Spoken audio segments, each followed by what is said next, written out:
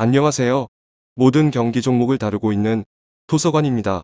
하루도 빠지지 않고 많은 경기들의 조합픽을 프리미엄 정보방에서 매일 공유하고 있습니다. 참여를 원하시는 분들은 영상 하단 보시면 오픈 채팅 링크 있으니 문의 주시길 바라며 구독과 좋아요 한 번씩 부탁드리겠습니다.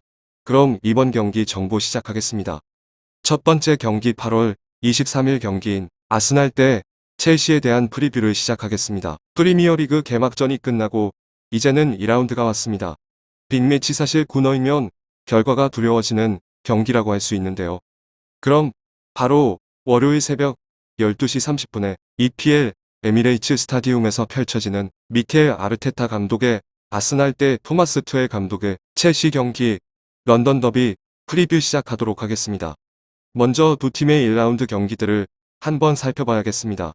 홈팀 아르테타 감독의 아스날입니다.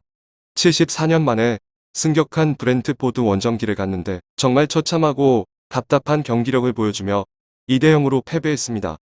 공격에서도 확실히 톱의 알렉상드르 라카제트의 부재가 많이 느껴졌고 플로리안 발로권이 기대를 받고 선발로 나오긴 했지만 전혀 존재감이 없는 모습이었습니다.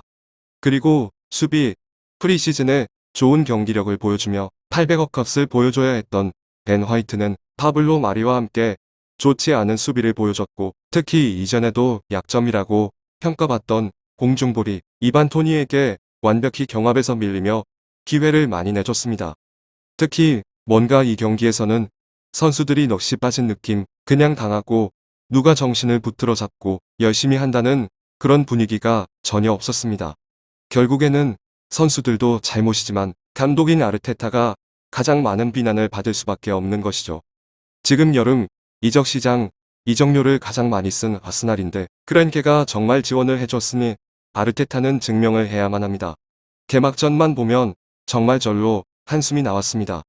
원정팀 토마스 투엘 감독의 첼시입니다. 아스날과는 다르게 완벽한 경기를 보여주며 패트릭 비에이라 감독의 크리스탈 팰리스를 3대0으로 이겼습니다. 관중들로 꽉 찬 스탠포드 브릿지에서 좋은 개막전 승리를 거뒀는데요.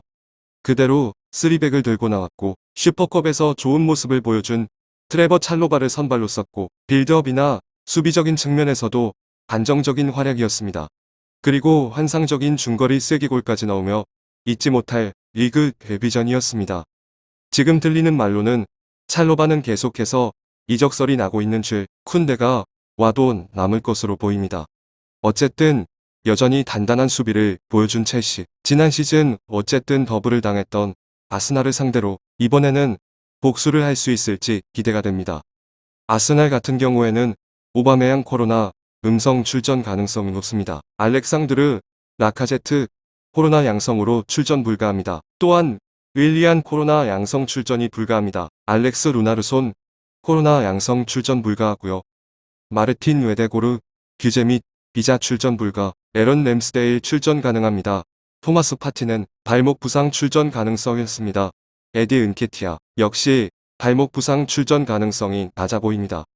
첼시 같은 경우에는 크리스천 풀리식 코로나 양성으로 출전 가능성이 있습니다. 하킴 지의 훈련 복귀에서 출전 가능성이 높습니다. 은골로, 캉테 또한 출전 가능합니다. 로멜로, 루카쿠도 출전할 것으로 예상합니다. 두 팀에 대한 키포인트를 설명드리겠습니다. 아스날 같은 경우에는 아까도 말했던 개막전 브렌트포드를 상대로 매우 불안한 수비를 또 언급해야겠습니다. 벤 화이트가 이반 토니에게 공중볼에서 경합을 이겨내지 못하며 이후 세컨볼이나 그런 것에서 많은 공격 기회를 줬는데요. 토니는 화이트랑 키가 비슷한데도 경합이 많이 밀리는 모습이었고 스탯적으로도 실제로 나타났는데요. 이번에는 이제 완전히 탑 스트라이커 반열에 오른 첼시에 복귀한 루카쿠를 상대합니다. 첼시는 화이트의 공중볼 약점을 알고 190cm가 넘고 피지컬로 절대 밀리지 않는 루카쿠에게 그냥 길게 주고 하면 공격이 쉽게 풀릴 수 있습니다. 그런 부분에 대해서 아르테타 감독이 화이트 짝으로 파블로 마리보다는 이번 경기로 홀딩을 선택하는 것도 괜찮아 보이는데요.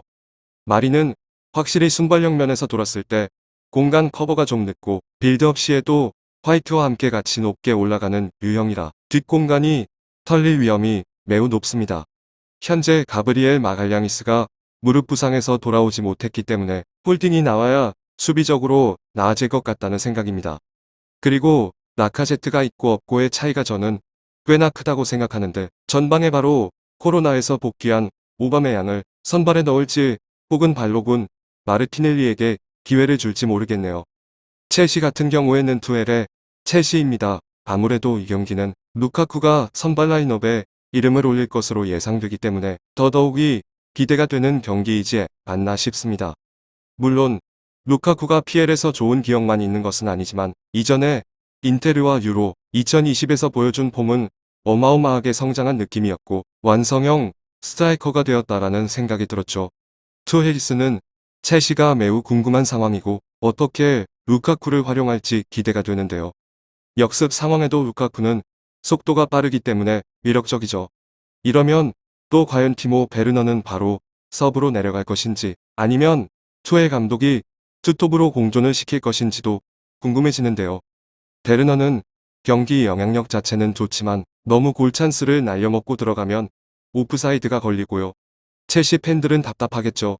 결국은 골을 넣어야 되는 공격수인데 지난 시즌 리그 6골에 그쳤습니다. 그러나 베르너가 라이프치히에도 좋았을 때 보면 투톱으로 출전하면서 골을 많이 넣었습니다. 루카쿠도 인테르에서 라우타로 마르티네스와 투톱을 서면서 본인의 커리어 하이를 찍었는데요. 그래서 투헬이 베르너를 이 경기에서부터 바로 벤치로 내릴지도 궁금해집니다. 두 번째 경기는 볼로냐 대 살레르니티나입니다. 볼로냐는 작년 시즌을 12위로 10승 11무 17패로 마무리하며 나름 좋은 모습을 보여줬다고 판단합니다. 그리고 올해 프리시즌 4경기 3승 1패를 보이며 나름 좋은 모습으로 출발을 시작하고 있습니다. 그리고 프리시즌 간 1패는 도르트문트와 대결이라 이탈리아 중위권 팀이 독일의 상위권 팀과 대결은 크게 무리였지 않았나 보지만 제 생각은 강팀과 대결이 본인들이 발전하기에는 좋은 경기였지 않았나라고 생각됩니다.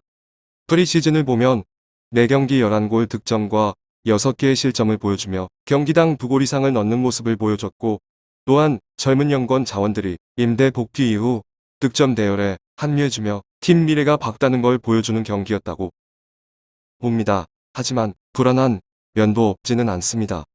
그건 4경기 동안 무실점 경기가 단 한 경기였고 얼마 전 있었던 코파 이탈리아에서 2부 팀에게 4대5라는 대실점을 하며 예선전 탈락을 보였습니다.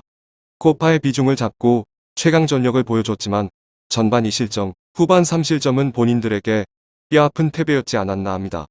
이렇게 실점률이 높아진 부분에서는 새로 영입한 자원들이 호흡 문제와 핵심 전력 토미야수의 미출전이 이 팀의 수비진에 균열을 줬지 않았을까 합니다.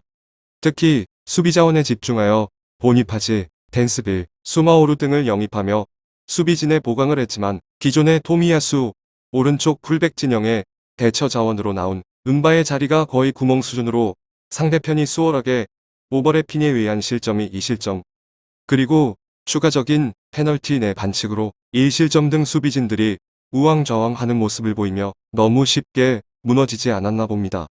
그리고 장기적으로 38라운드를 보내야 하는 입장에서는 빠른 시일 내 수비진들의 호흡과 토미야수가 이적하지 않기를 기도해야 하지 않을까 합니다.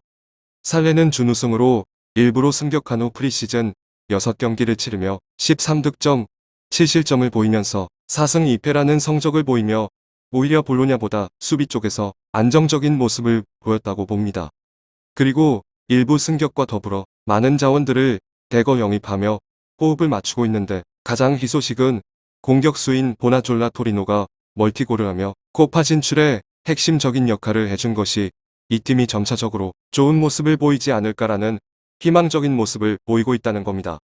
하지만 단편적인 부분보다는 장기적으로 본다면 좀 더 본인들의 색깔을 만들어야 일부 잔류가 성공적이지 않을까 합니다.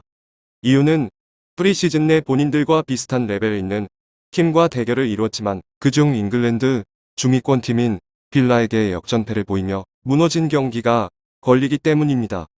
비록 프리시즌이지만 빌라의 중원 압박이 살레에게 아주 큰 과제를 던져준 경기였지 않았나 싶습니다. 이 두 팀의 주 포지션인 4, 2, 3, 1 전술의 볼로냐와 3, 2 전술로 나서는 살레의 대결로 나서지 않을까 합니다. 우선 볼로냐는 핵심 오솔리니와 소리아노를 중심으로 스피드와 공간을 파고드는 전술과 더불어 이번에 영입한 아르나우토비치를 전방에 내세워 높이 점유로 나설지 않을까 합니다. 이에 살레는 압박 플레이에 맞서 개인 기량으로 나서지 않을까라는 생각이 듭니다. 그건 쿨리발리 오비 등 흑인 특유의 스피드와 개인 기량을 통해 이를 벗어남과 더불어 두 명의 좌우 풀백을 활용하여 오버래핑 또는 페널티 내 투톱에 파고 들어가는 전술로 나올 것으로 판단됩니다. 전체적인 모습을 본다면 볼로냐는 2-3 형태의 미들이 W 형태의 중원 압박으로 패스기를 차단하는 형태로 나설 것이고, 살레는 일자 형태에서 공격 시 오비가 수비 형태로 나섰고, 두 명의 쿨리발리가 개인기로 파고듦과 동시 좌우 풀백에게 패스하며 경기장을 크게 쓰며 오버래핑을 주로 활용하지 않을까 합니다. 이런 두 팀의 공수 양면을 봤을 때와 첫 경기라는 점을 고려해서 전 승무패보다는 언오바로 선택하는 걸 추천드리겠습니다. 제 영상을 보다 보면 다득점 경기가 나올 것 같다는 느낌이 많이 들 겁니다. 볼로냐는 공격진도 세리에서는 먹히는 공격진에다 이번에는 스피드와 높이를 추가했다는 점, 그리고 불안한 수비진으로 득점과 실점이 공존한다는 점, 또한 살레는 현재 무득점 경기가 없을 만큼 공격진에 대한 자신감이 있는 팀이라는 점을 고려했을 때 오바가 가장 좋은 선택이라고 보여집니다. 유익한 정보가 되셨다면 구독과 좋아요 한 번씩 부탁드리며 이번 영상 마무리하겠습니다.